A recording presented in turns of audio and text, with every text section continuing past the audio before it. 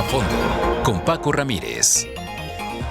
¿Qué tal? ¿Cómo están? Qué gusto que nos acompañen esta tarde para hablar a fondo de distintos temas. Mire, hace apenas unos días se dio a conocer el censo 2020, el censo de nuestro país, que ha pasado en los últimos años, y vamos a tratar de abordar 4 temas por demás interesantes. El discurso y la retórica y la realidad del México hoy con esos números. El desplome de la economía, el mayor desde hace 88 años. El mayor, no es broma. Las cifras, los datos y la estrategia que no es contra el COVID. Y el tema de la inseguridad y la violencia, ¿hay plan? Esa es pregunta. Vamos a hablar y vamos a abordar y a tejer muy fino porque es a fondo de los periodistas. Tengo el gusto de compartir esta mesa de análisis y de debate con Maite Noriega, Eduardo Torreblanca Jax y Gastón García Miranda. ¿Cómo están? Muy buenas tardes, un gusto compartir. Buenas tardes, Paco. Hola, ¿cómo estás, Paco? Buenas tardes, Maite. Gastón. A ver, de entrada, ¿cómo oyen el tema que vamos a tocar hoy? ¿Hay diferencia? ¿Estamos peor o mejor que antes? ¿A qué parte del discurso le hacemos caso? Maite. Lo que pasa es que en este momento hay 2 discursos, ¿no? Tienes el discurso del presidente o el discurso del INEGI, vamos a decir, el INEGI cuyos datos están en contradicción con los que tiene el presidente y que son los que se difunden. Sin embargo, la secretaria de Gobernación, que en este momento está ocupando el lugar del presidente en la mañanera, ha defendido los datos del INEGI y ha defendido al INEGI.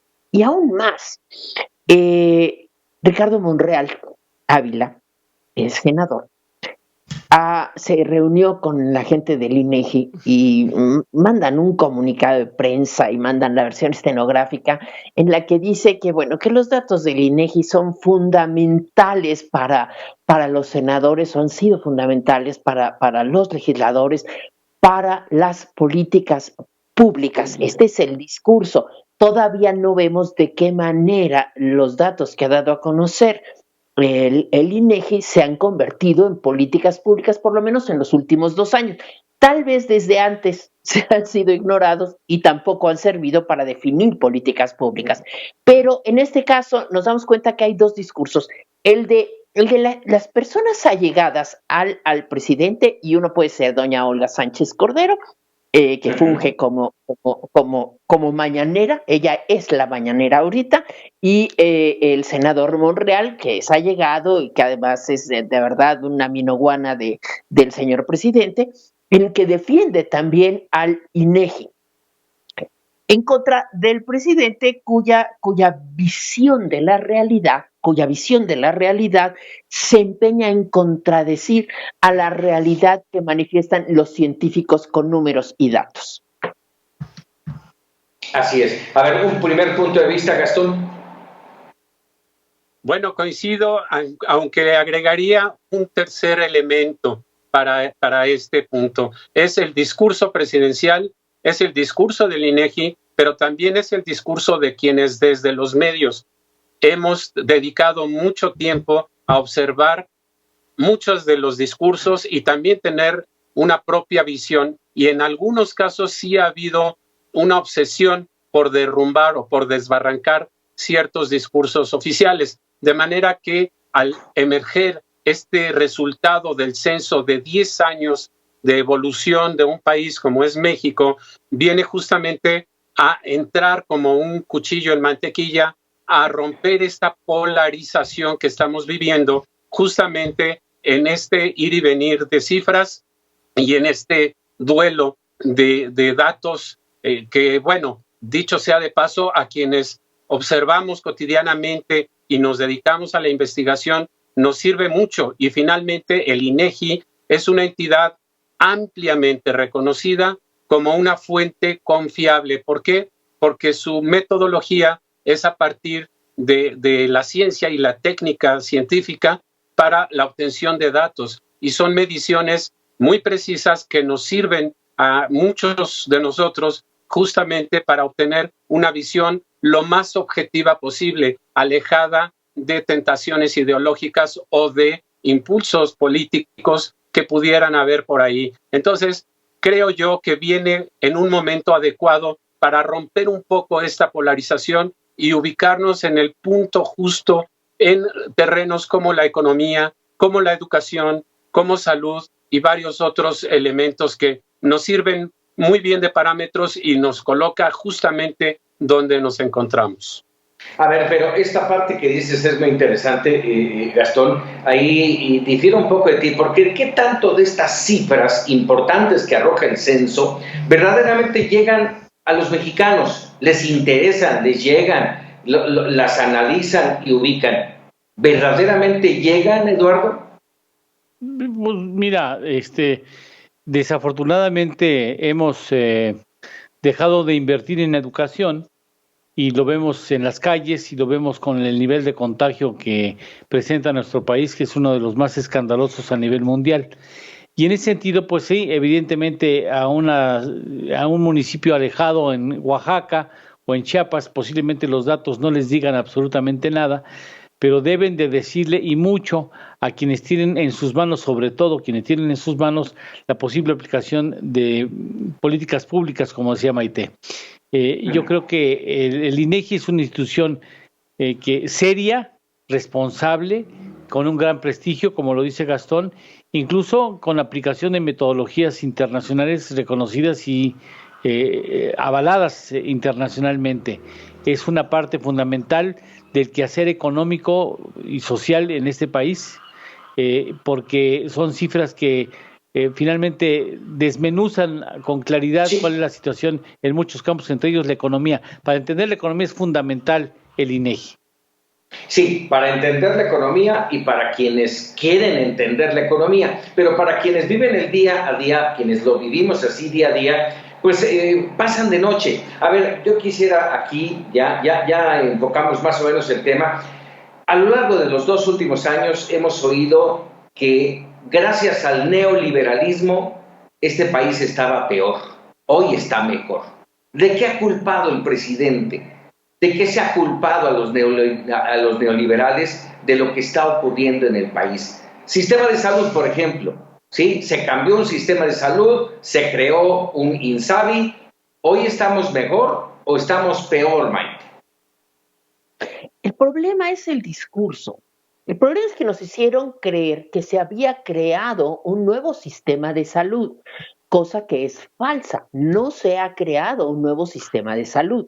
Se destruyó el que ya existía para ofrecer nada porque no hay una alternativa que le proporcione la salud a este grupo de personas que se atendía en el Seguro Popular. Entonces, el discurso es ese. Sí, se creó un nuevo sistema. El problema es que nadie lo conoce, no sabemos dónde está, tiene director, tiene todo, pero no está estructurado y no ha podido responder, por ejemplo, a las exigencias que ha planteado la pandemia. Hablando de salud, por ejemplo, hablando de seguridad, bueno, pues, tenemos que se creó precisamente la Guardia Nacional, que no es otra cosa que el ejército con otro uniforme. No se ha creado una Guardia Nacional. Y también es mentira, se había hablado de que era una Guardia Nacional, que era una entidad que iba a ser dirigida por un civil. Esto también es mentira. Entonces, el problema es ese, que no sé, estamos tomando como ciertas una serie de falsedades que no tienen comprobación, como muchas de las cosas que ha hecho este gobierno. Tenemos programas sociales que no tienen manera de ser evaluados, que no tienen manera de ser medidos, por lo tanto es muy complejo.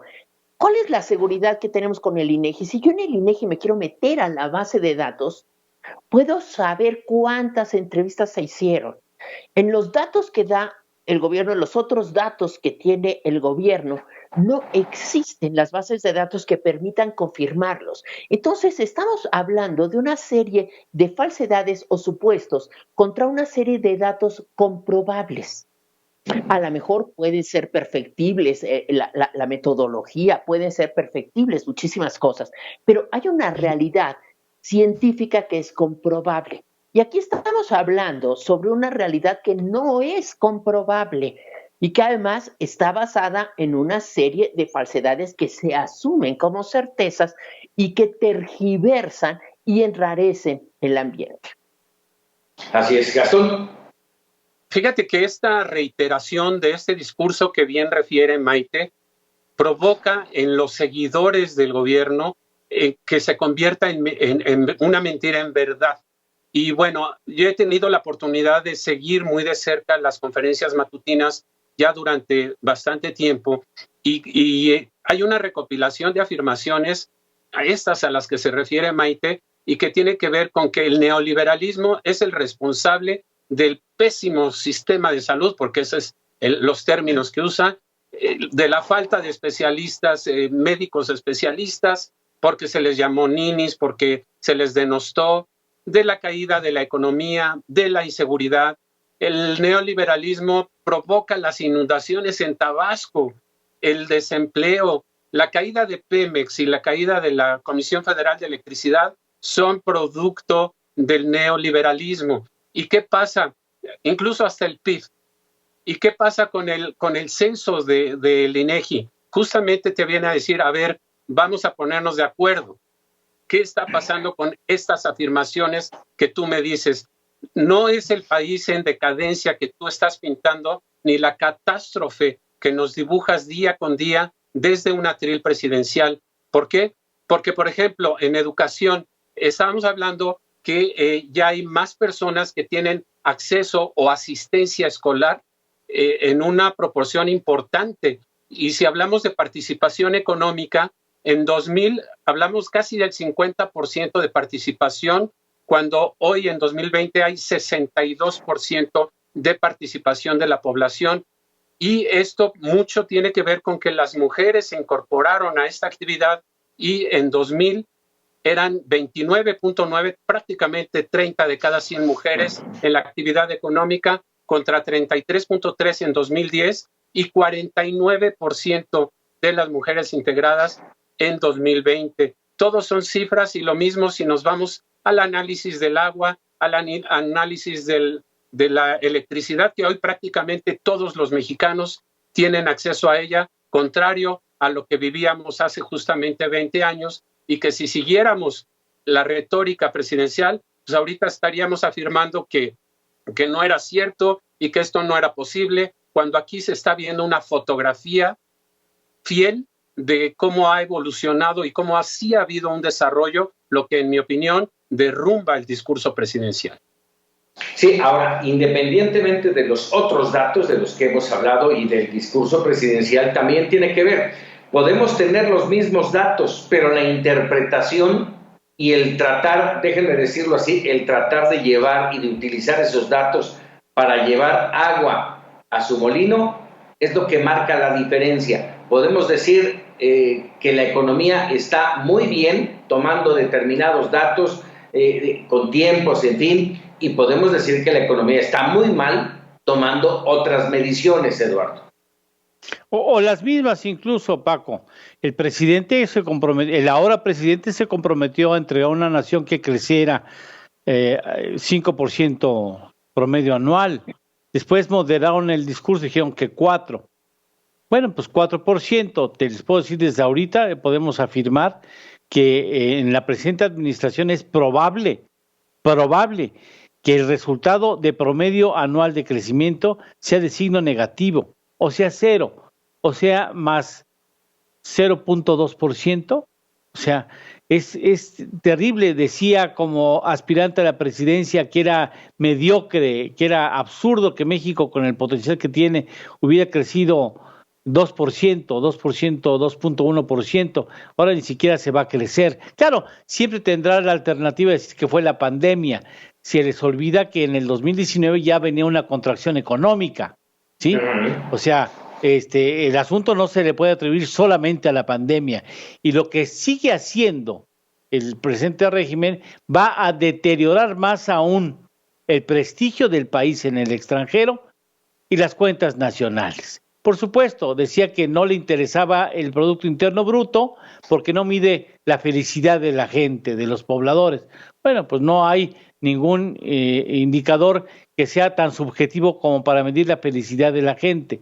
Lo que sí sabemos es que somos los más trabajadores a nivel mundial, al menos los que más trabajamos, más horas trabajamos, no sé si seamos los mejores, pero bueno, hay una serie le entras al dato y después te rajas porque no te gustó el dato, pues entonces te echas para atrás. ¿Para qué voy a saber? No, el PIB no me sirve, el PIB no mide lo que yo quiero medir y no se ha hecho ningún trabajo para avanzar hacia un indicador más fiel de la enorme felicidad que nos embarga a los mexicanos por la manera en que estamos en este país. Vamos, lo que está arrojando el instituto en este censo 2020 es una fotografía sin sesgo. Así lo podríamos ver, Maite. No sé, sin sesgo, creo que con un sesgo mínimo, o por lo menos con un sesgo no tan ideologizado como el que tienen los otros datos que se dan a conocer cada mañana. No lo sé, de verdad, yo no pongo las manos al fuego por nadie. Me parece que hay, lo que decía Lalo, es una institución que se ha manejado con una enorme seriedad. El INEGI puede haber sesgos, sin embargo, tenemos un récord que nos hace creer que las mediciones se acercan en mucho a la realidad. Y esto es algo que es valioso en un país donde la mentira no es castigada. El presidente miente todas las mañanas y está demostrado, está confirmado. Hay empresas que se han dedicado a evaluar la cantidad de mentiras que el presidente profiere cada mañana. Y en un país donde la mentira no se censura, no se castiga, el que haya una organización que la mayor parte del tiempo se acerque a la verdad, por lo menos a la verdad científica de una realidad medible, me parece que es muy encomiable y que es digna de ser tomada en cuenta. Así es. A ver, de un primer dato muy importante, sin duda, es el saber cuántos mexicanos somos. Estamos hablando de 126.014.024 habitantes, al menos hasta el día que se dio a conocer el censo. Pero bueno, tenemos una certeza. Y de eso me gustaría también tocar el tema de la educación, porque hemos debatido sobre el tema de la educación, sobre todo en 2020 y este inicio del 2021, por el tema de la pandemia, por la falta de estrategia para poder sortear el tema educativo, pero el resultado que da hasta 2020 del censo habla de que hay niños de entre 3 y 5 años, asistencia escolar del 52.3 pasó al 63.3, un avance, un adelanto. Para alumnos de entre 6 y 14, del 94.7 descendió a 93.8, y de alumnos entre 15 y 24 años pasó de 40.4 a 45.3%. Avances tal vez pequeñitos, pero que en una realidad como la que hemos vivido en este país, de mala educación, de mal apoyo a los niños, pues es importante sin duda, Gastón. Sí, cómo no, y más tomando en cuenta que sí ha sido un sector muy vulnerable, rehén de las políticas de gobierno y también de sindicatos que han destruido gran parte de los cimientos de la educación de este país. Es un país con amplia vocación educativa, con mucho interés en la formación de nuevos cuadros, pero sí se ha politizado mucho. Sin embargo, sí, este dato que das refleja fielmente ese interés de la gente que pues se ha venido a interrumpir en una especie de sueño mientras esta pesadilla del COVID sigue presente, ya que pues nos regresó a todos a casa, sacó a los alumnos de las aulas y nos tiene replegados en una situación muy compleja para todo el mundo. Este sí es un reto mundial. México lo resolvió, digámoslo así, poniendo los medios de comunicación al servicio de la educación, y pues como todos lo sabemos, en este Aprende en Casa, que ya va en su tercera etapa y que incluye primero en la etapa inicial los medios electrónicos. Se vio que no era suficiente por mucho, por la dificultad que tiene millones de mexicanos de acceder a las tecnologías, a las señales o tener los dispositivos necesarios. Posteriormente, en la fase 2, la incorporación de la televisión abierta, la televisión pública y algunos grupos de la televisión restringida. Bueno, no se han visto ni se han medido los resultados de estas estrategias. Lo cierto es que ahí están las clases, lo cierto es que ahí están los maestros, pero también es cierto que no es medible y que no se puede hacer una parte del proceso educativo que es fundamental y que es el de la evaluación de lo aprendido. Aquí no hay forma todavía de resolver cómo vas a evaluar a tus alumnos en un sistema que es nuevo y que a todos nos agarró por sorpresa y que no te refiere nada. Solamente le vas a dar validez sobre pues, la arena a un sistema educativo que ha tenido que adaptarse a las circunstancias. Sin embargo, esto sí es casual y esto es mundial y a lo mejor para muchos países será un año o dos, tal vez, perdidos en términos educativos, aunque hay países que sí tienen acceso mayormente a los dispositivos tecnológicos y seguramente continuarán con los procesos educativos a distancia. Sí, y que también hay que considerar bien ahí el tema de la pobreza, porque como bien tú dices, a lo mejor no tienen acceso a las nuevas tecnologías, a los dispositivos, pero a lo mejor no tienen ni para comer en un momento en que la pandemia nos golpeó severamente económicamente hablando. Eduardo. No, ya se nos olvidó, bueno, en primero habría que revisar, y no, yo no lo he hecho, por supuesto, y yo ofrezco una disculpa, pero ¿a cuánto alcanza el analfabetismo en este país? ¿A cuántos años de la Revolución Mexicana? Era un viejo anhelo el que no hubiera analfabetas en México. Tendremos que decir que qué afortunados somos de que tuvimos que trabajar en casa, porque la verdad era vergonzoso que más del 50%, ahí está el dato, 4.456.431 mexicanos sin saber leer o escribir. Esa es una vergüenza nacional, como lo era ya antes de la pandemia, el hecho de que cerca del 40% de las escuelas públicas en este país no tienen electricidad o no tenían agua potable o no tenían sistema de drenaje o no tenían incluso baño, y entonces las niñas tenían que ir atrás de la milpa a hacer sus necesidades, o no había escritorios.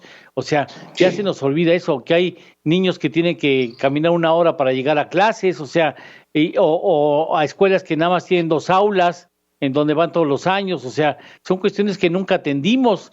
Y para no hablar de los burros maestros, ¿verdad? Algunos maestros burros que están politizando la educación en este país. Ahora, son números, esos que acabas de mostrar, del cual acabamos de hablar del analfabetismo, son números que pudieran parecer insuficientes en términos de educación. Seguimos todavía con un 4.7% de analfabetismo, pero sí marcan una diferencia con respecto a hace 20 años, que estábamos hablando de 6.9%. Hay un avance. Vamos a ver qué va a dar como resultado 10 años más, ¿sí? Este paso por la pandemia, ¿sí? Y, insisto, aquí hay que subrayar el avance que se tuvo en los últimos 10 años. Insuficiente, sí, pero se tuvo un avance, Maite.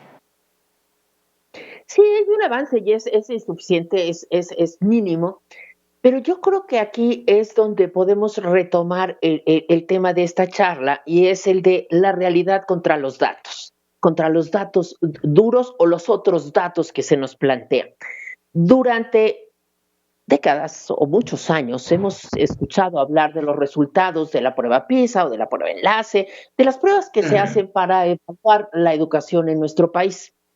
En todas esas pruebas han destacado dos asuntos que me parecen fundamentales para entender la vida, para entender la realidad, para entender el mundo y para entenderme a mí mismo. Y es uno primero, que es el que los jóvenes en nuestro país, los niños en nuestro país, no hacen no entienden.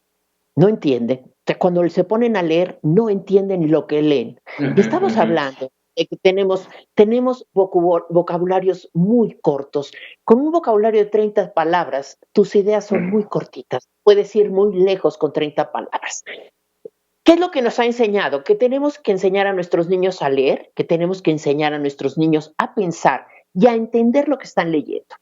Este tiempo de pandemia pudo haber sido fundamental para trabajar en la lectura y en la lectura de comprensión y hacerles ver a los papás y a los propios maestros la importancia de la lectura de comprensión. ¿Para qué meternos en programas de matemáticas o meternos en programas de geografía y una serie de programas que, de lo poco que yo vi, me parecían muy bobos, muy anodinos estos programas, muy naif, muy poco pedagógicos y no se atacan? Entonces ahí te das cuenta que tenemos una realidad y tenemos datos que nos dicen a dónde hay que poner el énfasis. Tenemos que poner el énfasis en la lectura, en la comprensión, en el incremento de un vocabulario para que nuestros niños puedan pensar más, puedan pensar mejor y puedan pensar con alas, no puedan pensar de manera más amplia. Y lo otro es la aritmética, o sea, cuando hablamos de matemáticas, no estamos hablando ni de álgebra, ni de trigonometría. Los niños no saben hacer operaciones básicas, no saben resolver problemas básicos. ¿Por qué? Porque no entienden los problemas, porque no entienden el lenguaje, porque no entienden las palabras. Si durante esta pandemia, ante la crisis, nos hubiéramos enfocado en esto, podríamos tener avances y hubiera sido más fácil para los papás ponerlos a leer y a explicarles lo que leían, o a los maestros en la televisión, ponerlos a leer y a explicar lo que leían y ponerlos a hacer sumas, restas, multiplicaciones y divisiones. Entonces, cuando tienes los datos y no los usas, porque los datos son para los grandes tomadores de decisiones, los datos que saca el INEGI nos sirven o pueden servir a los investigadores, nos pueden servir a los periodistas, le pueden servir a los grandes tomadores de decisión, pero le deben servir al gobierno. ¿Precisamente para qué? Para diseñar y aplicar políticas públicas que lleven al desarrollo de un país. Y estamos hablando del bienestar, y el bienestar no se alcanza en la ignorancia, no se alcanza en la falta de instrucción, no se alcanza en la falta de educación y no se alcanza en la pobreza, ni en un país que está acostumbrado a la dádiva. Sí, para reconocer en todo este entorno, para reconocer las vías de oportunidad que tiene el país, las necesidades que hay que atacar y poner solución. Vamos a seguir platicando de este tema, vamos a hacer una breve pausa y regresamos con un tema fundamental, el tema económico. Ya regresamos.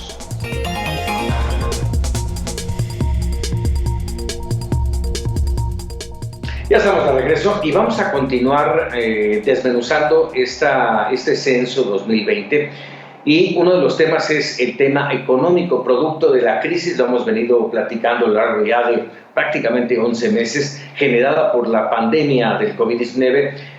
El resultado que arroja este censo es que la economía mexicana se cayó, se desplomó 8.5% en 2020, la mayor contracción desde la depresión económica de 1932, que seguramente a muchos de nosotros que hoy estamos viendo el programa, y evidentemente los que estamos trabajando en él, no nos tocó la de 1932. Pero bueno, finalmente, si nos marca como hecho histórico que esta caída es de ese tamaño, ¿sí?, de acuerdo a las estimaciones del PIB que llevó a cabo el instituto, ¿qué podemos esperar? ¿Cómo poder tomar estos números, Eduardo? Bueno, como son, en primera es una primera lectura, pudieran empeorar, espero que no lo hagan, podrían también mejorar en la segunda lectura, que se dará a conocer hacia finales del mes de febrero. En todo caso, lo que sí es importante señalar es que México quedará seguramente entre las 3 naciones más afectadas por la pandemia. No podíamos dejar de ser afectados por la pandemia. Sin embargo, como no se invirtieron recursos fiscales y hubo poco apoyo también de políticas monetarias, la profundidad de la caída fue mayor. El daño a la estructura económica, a la estructura de la economía fue mayor. Y por ende garantizas que la salida será más penosa, será más complicada. Estados Unidos cae 3.5% y se cree que esa recuperación la habrá de obtener seguramente en el 2021. Está dado, el proceso de recuperación está dado en función de la rapidez con la que México como todas las otras naciones, logre avanzar en la vacunación. Si nosotros logramos avanzar en la vacunación, entonces podremos tener un segundo semestre un poco más alegre, en el sentido de que ya habría una incorporación del grueso de los mexicanos a la actividad económica y todo debería de volver a la normalidad. Yo creo que el gobierno enfrenta serios problemas para saber por dónde diablos le va a entrar al reto de la vacunación, que es muy importante, pero sabe perfectamente bien que se está jugando no la recuperación del 2021, se está jugando un cheque en blanco, un nuevo cheque en blanco en el proceso electoral de mediados del año. Por eso están tan apurados, porque la vacunación se lleva a cabo. Ya nos están inscribiendo y no llegan ni siquiera las vacunas. A ver, ahorita que dijiste, nos están inscribiendo, a ver si se alcanza a ver en la pantalla. Esta es, a ver, déjenme, ahí está. Esta es mivacuna.salud.gov.mx. Desde las 8 de la mañana lo estoy intentando. La página prácticamente caída. No hay nada más. ¿Sí? A las 8, un poquito antes de las 8 de la mañana, logré entrar, puse mi CUR y de ahí no pasé. No tuve suerte. Pero de ahí para acá, lo hemos intentado en la redacción de Mega Noticias TVC, los compañeros periodistas del sistema de Mega Noticias, familiares, amigos, todo el mundo con la intención de registrarse a esa vacuna que no hay, como bien lo dices, Eduardo, pero bueno, finalmente dar un pasito adelante de decir, bueno, por lo menos ya estoy registrado, sería importante sin duda. Pero bueno, esto no tiene que ver con nuestro tema, pero lo quería yo apuntar porque finalmente es importante, mucha gente en el país, y esto de que esté caído es sin duda, Maite, producto de la necesidad terrible que tenemos los mexicanos de tener certeza de esa vacuna. Déjame nada más apuntar que es inconcebible, es inconcebible que no hayan anticipado que iba a haber esta demanda. Es inconcebible que no se hayan preparado para recibir un acceso mayoritario y masivo de los adultos mayores, que supuestamente son los que menos saben de esos asuntos. Pero o sea, ¿cómo es posible que lances una inscripción para la que no tienes una respuesta? Así es, y por eso lo mencionaba, por eso te decía, Maite, que si es el reflejo, o sea, la caída la página tuvo una demanda tal que no soportó y se cayó. Pero es que además ahí te das cuenta que hay una descoordinación. Primero tuvimos a los servidores de la nación que estuvieron hablándole a los adultos mayores para ver si se querían vacunar. La gente que dijo que sí se quería vacunar, pues no sirve de nada porque lo que hicieron los servidores de la nación fue perder el tiempo y cobrar sus salarios, sus emolumentos, y entonces la Secretaría de Salud dice, va a ser más fácil si se inscriben en un registro. Y entonces arman este registro, pero lo que decía Lalo me parece que es fundamental. No previeron que iba a haber una gran expectación entre la gente por inscribirse para obtener una vacuna. De verdad es inaudito. Es inaudita la falta de previsión, la falta de preparación, la ignorancia. Yo no sé, la inocencia para hacer las cosas. Yo no sé si son inocentes o simplemente indolentes, ¿no? O sea, son muchas preguntas las que surgen alrededor de esto. Es falta de estrategia, Maite. No, yo no quisiera salirme del tema. Vamos a darle oportunidad a Gastón que también hable sobre este tema de la vacuna y todo este rollo, y regresamos al punto económico que es lo nuestro. A ver, Gastón, ¿qué opinas de esta decisión fallida? Pues sí, finalmente, desde que estuvimos sintonizando la conferencia matutina, nos dimos cuenta de varios detalles que no cuadraban muy bien. En primer lugar, el hecho de que si tienes en tu calendario original el inicio de una segunda fase a partir de febrero y en 2 de febrero me estás diciendo que vas a conformar un directorio con todos los beneficiarios de la vacuna, ahí ya hay una falta de planeación terrible. Bueno, tienes a expertos en tecnología para crear la página y para calcular el enorme grupo de gente que iba a abarrotar tu página. Lo de menos, yo creo que hasta un niño nos lo podría decir, mídele bien para que quepa todo y aguante vara. Y no, creo que no hubo esa coordinación, ese diálogo, ese cálculo que era obligatorio. Y me voy un paso más adelante. ¿Qué pasó también con esta presentación? Nuevamente aparecen estos servidores de la nación en medio de todo esta necesidad urgente de salvar vidas y de frenar la extensión del contagio. Pero ahí están en las brigadas los servidores de la nación en las 2 etapas de este registro que anuncian hoy desde el Salón Tesorería de Palacio Nacional. Por un lado, en el registro, yo te voy a asistir. Si tú no tienes internet, búscame que yo te ayudo. Y además, bueno, yo te voy a hablar por teléfono una vez que logremos tu registro para decirte que estás dentro de este padrón. Pero ya que vas al módulo para la vacunación, ¿qué crees?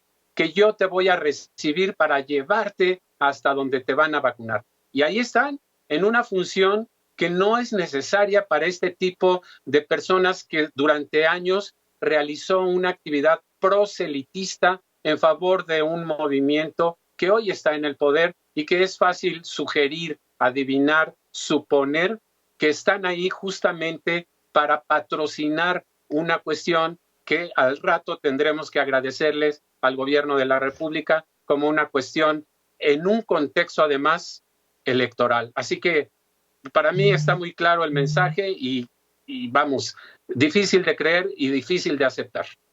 Mira, es la mejor prueba, es la mejor prueba de que no ven los datos del INEGI. Si hubieran ido a los datos del INEGI, te dicen, a ver, ¿cuántos tipos hay más de 60 años? Pues hay tantos millones, pues de esa cantidad nos van a llegar las necesidades de registros, ¿eh? Ahí están los datos. Claro. Ahí están los datos de cuántos registros te van a llegar, potencialmente cuántos registros te van a llegar, pero como no checan los datos, porque no les coinciden con lo que ellos quieren plantear ideológicamente, pues entonces ¿para qué consultas al INEGI? Oye, bueno, tan solo, y bueno, ya nos metimos al tema del COVID, que era el siguiente tema, vamos a recuperar el tema económico más adelante, pero ya estamos metidos e instalados aquí. De los datos que ofrece el INEGI es justamente ese daño irreparable. Voy a retomar el título del libro de la doctora Laurian Jiménez, daño irreparable de una gestión, dice ella, criminal en torno a la pandemia en México. Estamos hablando de que en este momento hay prácticamente, para cerrar números, 160,000 muertos en 11 meses. Enero, el peor mes del año, más de 33,000 muertos tan solo en enero y estamos arrancando febrero. Y los datos del INEGI arrojan un 45% más de muertes. Tan solo, si no mal recuerdo, está hasta octubre del 2020. Hasta octubre. Estamos hablando de agosto, tienes razón, Gastón. Estamos hablando de un número que se elevaría sin duda a cercano a los 300,000 muertos por la pandemia, Maite. Sí, es una gestión a la luz de esto que se puede considerar criminal. A mí me parece muy preocupante y te das cuenta de que nada está planeado, nada está pensado. Y los bandazos que da el gobierno, estabas hablando precisamente del doctor López-Gatell, que hace unos días decía que la revista The Lancet, pues tampoco era la gran cosa, ¿no? Y también hablaba de que no íbamos a comprar una vacuna rusa que además verdaderamente no tenía nada que hacer con las demás que se iban a comprar. Hoy tienen que rectificar y reconoce que The Lancet, ya reconoció la vacuna y hoy Cofepris, a instancias de Birmex, le va a dar ya la certificación a Sputnik 5 o Sputnik V. Y te das cuenta de cómo, lo que decía Eduardo, a veces los datos te favorecen y a veces no, y entonces ellos han aprendido a usarlos de la mejor manera, apostando a la desmemoria de la gente. Sí, pero volvemos al tema, o sea, están hablando de números y demás números. Hoy había prometido el canciller hablar del tema de las vacunas y se siguen hablando de la recepción de de AstraZeneca, de Pfizer, de esta de Sputnik V, de otra de los Estados Unidos, de una francesa, que no recuerdo ahorita los nombres, no los tengo, pero bueno, finalmente se habla de que van a llegar. ¿Cuándo? ¿Quién sabe? En este momento está parada la vacunación, tenemos a 600, tal vez 650,000 mexicanos ya vacunados en una primera dosis. Les falta la segunda. ¿Llegarán en tiempo para obtener y realmente inmunizarse? No lo sabemos, Gastón. ¿Qué dijo hoy el canciller? Bueno, él dice que de que va a haber vacunas, las va a haber, y que el portafolio ¿Cuándo? ¿Quién sabe? México, el portafolio que tiene México, el carrito del súper, que va a estar lleno de esas vacunas, pero ya no se atreve a dar cifras exactas, simplemente hablan, por ejemplo, hablaba la semana pasada de que en las siguientes 2 semanas se tendrían aquí 24 millones de dosis de la Sputnik V, la V refiriéndose al tema de la letra inicial de vacuna en inglés. Bueno, simplemente no ha llegado una sola. Y por otro lado, sí se han aventurado a decir de millones y millones, han hecho el show de que llegan, el enlace desde la conferencia matutina con el secretario de Salud, con el secretario de Relaciones Exteriores, y como si el mago, en vez de sacar a la liebre de la chistera, saca a la pulga del circo, porque no llegaron todas. Y simplemente vienen por miles, y muchas veces pueden ser hasta muestras que mandan los laboratorios a México. Lo cierto es que está rezagado y el calendario pues está rebasado por mucho. Se tenían previstas para el 31 de enero, que terminaba la primera fase, 1,100,000, y van más o menos las que has dicho, 670,000 aproximadamente aplicadas, y en un calendario ya descompuesto, porque de repente metieron pues que al diputado, que al padrino de no sé quién, que al que canta bonito, que a los servidores, 20,000 maestros de Campeche, que porque pues ya ahí se iba. Exactamente, entonces todo se empieza a descomponer y mostrar las debilidades de un país que siempre ha sido de por sí desorganizado, pero ahora con un gobierno que no tiene claramente la ruta a seguir. Y como un dato adicional, en marzo teníamos 6,000 muertes. Ese día, Hugo López-Gatell, el subsecretario, dijo que en un escenario catastrófico estaríamos hablando de 60,000. Hace 2 semanas llegamos al doble de los 60,000 y hoy estamos 3 veces más del escenario catastrófico que en aquel entonces pintó Hugo López-Gatell. Sí, terrible la situación, y esto lamentablemente pinta todavía para mal. Pero aquí me llama la atención, insisto, porque estamos analizando el tema del censo, que el INEGI reporte que hay una diferencia de 45% con respecto a los números que ofrecía en ese momento la Secretaría de Salud. Decías agosto, ¿verdad, Gastón? En agosto eran 108,658, cuando la lectura oficial, el dato oficial de la Secretaría de Salud era de 64,414, lo cual habla de falta absoluta de transparencia. Ya no digas que me fallaron el 5%, dices, bueno, pues es creíble, la contabilidad no es fácil llevarla, pero 45% es terrible, es lamentable el no tener una estrategia, ni para combatir, ni para controlar, ni para vacunar el tema del COVID-19, Eduardo Torreblanca. Pues sí, y hay responsables directamente en el sector salud que les han disfrutado el papel de ser payaso del circo, pues, o sea, acabó la fama comiéndose la capacidad profesional de algunas personas que desestimaron desde un principio la pandemia, equivocaron la estrategia, pero pasarán a la historia, ciertamente pasarán a la historia por ser mexicanos que no pudieron dar el frente en la magnitud que estaba el reto histórico, porque yo no estoy de acuerdo que seamos desorganizados en el país. Yo creo que en los momentos más difíciles el pueblo de México ha salido adelante, con y sin autoridades. La mayor parte de las veces nos hemos organizado y aquí recordará Maite en aquella época, en 1985, cuando nos azotó aquel terremoto, el gobierno no salió, ni el de la ciudad, ni el presidente de la República, estaban asustados, no sabían qué iban a hacer, y fue la ciudadanía la que echó la casta, salió adelante y organizaron lo que tenía que organizarse para salvar a las vidas y a los atrapados en los escombros. Lo que pasa es que hemos confiado en un gobierno que llegó con la promesa de que iba a ser diferente, de que iba a acabar con la corrupción, y no acabó con la corrupción, no ha sido diferente, y bueno, pues ahí están los resultados. Claro que los que son ciegos, porque por convicción, pues nunca podrán reconocer que su gobierno nunca dio el ancho en los momentos más difíciles que le tocó enfrentar. Así es. Vamos a recuperar rápidamente el tema de economía. Nos quedan ya pocos minutos y me gustaría tocar tanto el tema de economía como el tema de inseguridad y violencia, temas nodales para un país como el nuestro. Tema de economía, ya hablábamos, Eduardo Torreblanca, un desplome del 8.5%. Lo llegamos a platicar incluso tanto en A Fondo como en Para Opinar, el tema de las dos cifras. Afortunadamente, y voy a hablar sin saber, porque el experto eres tú, las dos cifras no llegaron, pero el 8.5%, ¿qué implica en términos de recuperación? Hablando de cierres y quiebres de muchas empresas, desempleo, depresión económica, ¿qué implica?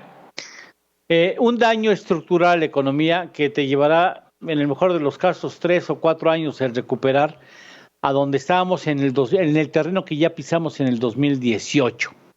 De eso estamos hablando. Estamos hablando de una depauperización salarial de quienes trabajan. El promedio de quienes están inscritos en el IMSS no rebasa los 8,500, 8,600 pesos mensuales. Estamos hablando de un mayor peso de la informalidad en el ámbito económico. Estamos hablando, por supuesto, de pérdida de al menos 1 millón de empresas pequeñas y 3 millones de trabajadores directamente en esas unidades económicas. Estamos hablando de que hoy tenemos un faltante de 2.5 millones de empleos y el gobierno promete complicar los procesos de contratación. Estamos hablando de la ausencia criminal de no querer invertir recursos fiscales, dando apoyo a los empleadores para que tengan la oportunidad de emplear de inmediato a empleos formales en la economía. No se han dado cuenta. Este asunto va para el 2024. El señor presidente se va a despedir con una economía con cero crecimiento, con un desempleo, una pérdida de la estructura económica del país. Y bueno, todavía falta que cometa algunos errores, por supuesto, como es el hecho de meterle la mano al Banco de México, que podría acelerar el proceso de deterioro del prestigio económico que tiene ya el país en lo internacional. Sí, y sin hablar del tema energético y todo ese tema. Maite Noriega, tema de inseguridad y violencia. Se ha insistido muchísimo si quieres comentar algo también de lo económico, por supuesto, pero se ha insistido muchísimo de que las cosas van mejor. En su momento lo mencionó Alfonso Durazo cuando era secretario de Seguridad, ahora buscando la gubernatura. Cuando detuvieron al Marro en Guanajuato, dijeron, se acabó el problema, y el problema es que Guanajuato sigue sumido en la violencia y la inseguridad. Guanajuato, Querétaro, Tamaulipas, Nuevo León, Hidalgo, y así me puedo pasar por prácticamente las 32 entidades del país. Hoy, en los números que ha arrojado el INEGI en torno a cómo se tiene y el secretario ejecutivo del Sistema Nacional de Seguridad Pública refiere que de las administraciones anteriores vamos igual, por no decir que peor. Mike. Peor. Vamos peor. Desafortunadamente, en nuestro país nos hemos acostumbrado ya a la muerte, precisamente, a que, de hecho, ya no nos sorprende cuando nos hablan de 100,000 muertos por homicidio, ¿no? 100,000, más de 100,000 personas muertas por arma de fuego, por ejemplo, por homicidios, y casi 300,000 muertos por COVID. Ya no nos asusta. ¿Por qué? Porque estamos acostumbrados ya a ver los cadáveres en las pantallas, porque estamos acostumbrados a ver los cadáveres en la calle, porque estamos acostumbrados a ver los cadáveres en las fosas, y que a nadie le importa, ya a nadie se le derrama ya una lágrima, ya a nadie conmueve esto. Salvo que te toque a ti cuando te desaparecen un hijo, o te matan a una hija, o te violan a una hija. Ahí sí. Y el problema es que No hay una estrategia. ¿Por qué? Porque el presidente tiene mal el diagnóstico. Si a mí me duele la pierna y me dicen que lo que tengo es una otitis, una infección en el oído, me van a tratar el dolor en el oído, y así están haciendo el diagnóstico. El presidente dice que la inseguridad es por hambre. Bueno, con su programa económico y con la economía en el deterioro que va, la inseguridad va a seguir creciendo porque no se ha atacado el problema. Y el problema no es el hambre, y el problema no es la pobreza, el problema es la impunidad. Y el problema de la impunidad es que no hemos atacado uno de los grandes problemas relacionado con la inseguridad, que no es nada más tener más policías y aumentar las penas si no tienes quien juzgue, a los delincuentes. Y que le pregunten... de acuerdo con...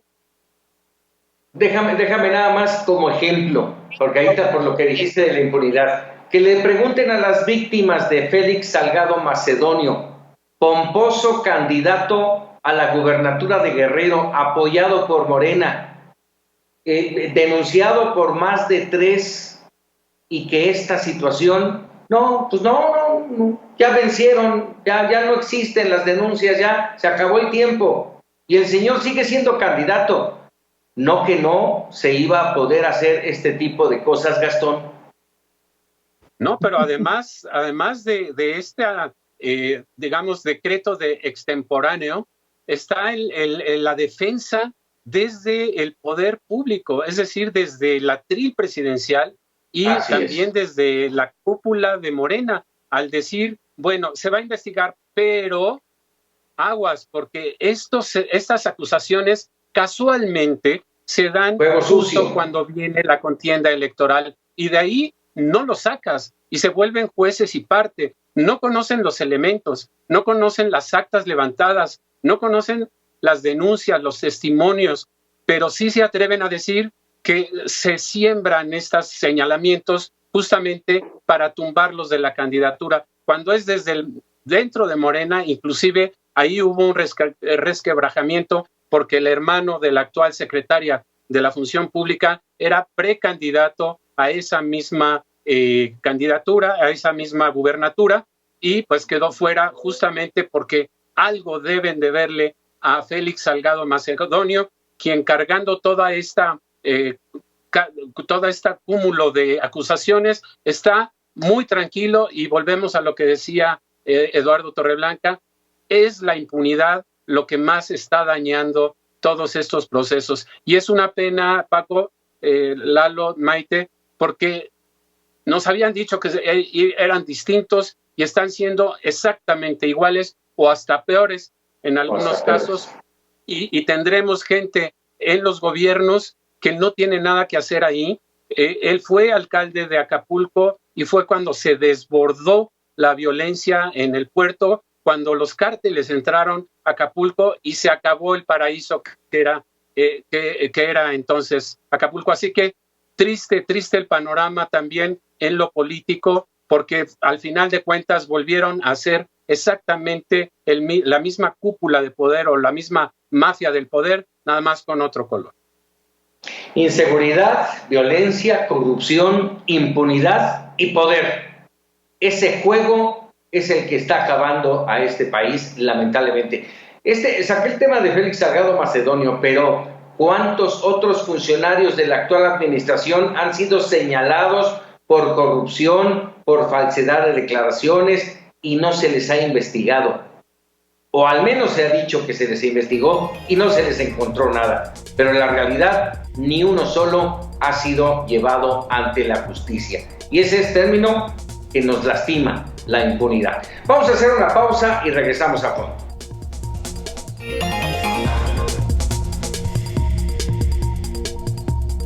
Llegamos así al final de A Fondo. Maite Noriega, Gastón García Miranda, Eduardo Torreblanca Jax, agradecido como siempre de compartir esta mesa de análisis y de debate. Gracias. Gracias a ti, Paco, gracias a la audiencia. Hasta pronto. Gracias. Y sobre todo gracias a la audiencia que nos permitió y se mantuvo con nosotros con nuestro análisis, nuestro debate, nuestras opiniones, y usted se queda con la mejor decisión.